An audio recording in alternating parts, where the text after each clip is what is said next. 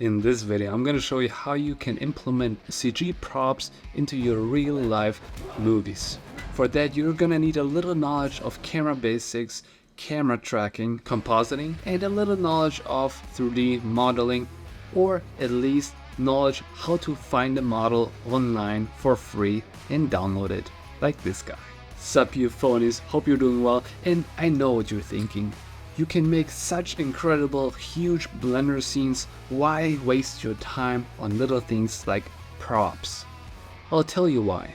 Because in storytelling, it's not all about those big scenes. Sometimes it's about the little things which matter. Like this scene, for example. In this scene, we have a fight inside of a driving van. Eventually this van opens, which is important for the later scene. But to show that it makes sense that this gate opens, we need a little button, a switch or something like that. And on location we didn't have one of those. So I suggested, why don't we use a little placeholder, and then I'm gonna replace it in post in Blender. At this time I actually didn't know how to do it, but I knew I could figure it out. And I did. So now I'm going to show you how I did that thing.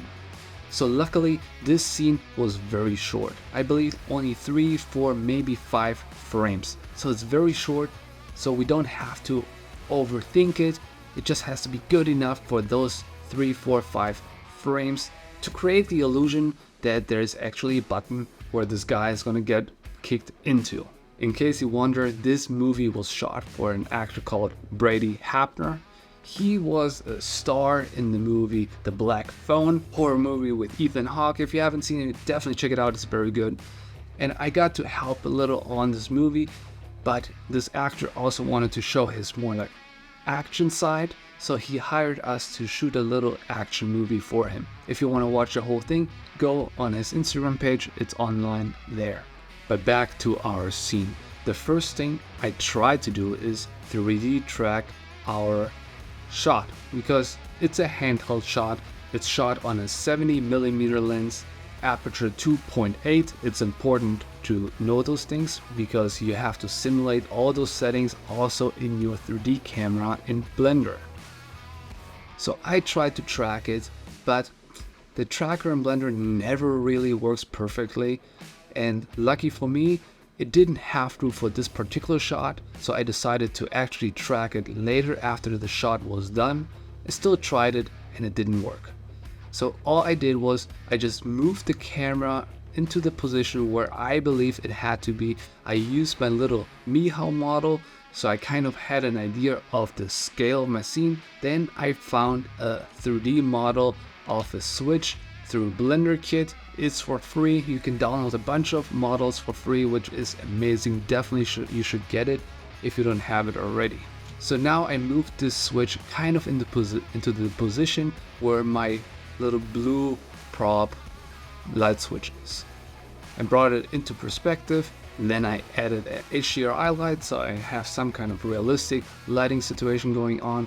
Then I turned on the depth of field, because even on a small prop like that, or even especially with a small prop like that, you have depth of field within your object. So I turned that on. Then I used an empty, which is basically an object with no information, but I attached the depth of field, the distance, the focus distance, to my empty. So I could bring my empty to wherever I wanted the focus to be, which was in the center of my object. Then I decided to rotate my object 180 degrees because I didn't want any written information visible on my object, which in that case there was, because it's technically a light switch, not a switch to open a gate or a door. And to make it less visible, I just flipped it 180 degrees. The next part is very important, and don't overlook it because it is important, really. I created a shadow catcher, and its only purpose is to catch the shadow of my object, but also some reflections. So I brought it into position exactly where the actual wall is, because there's not going to be any shadow going on if there is no actual object, like a CG object. So I bring it into position and I give it a very simple material. In this material I turn the color very dark, almost black. Then I play with the roughness a little, I play with the metallic, so I get the right reflection where I believe this is the reflection which we should get from this actual wall there. And also select shadow catcher under the visibility tab on the right. And then all I did was just rendering one frame, because I couldn't figure out how to motion track this very short scene, so I just rendered one frame. And then I'm gonna 3D track the scene in After Effects, and then there's just this one frame I'm gonna track to my object. So I just use one tracking marker, track it throughout, make sure the searching area is big enough. It's just 4 frames. Then I'm gonna create a null object and apply the transform information to my null object. I bring in my rendered scene and parent my new button to the camera track null object.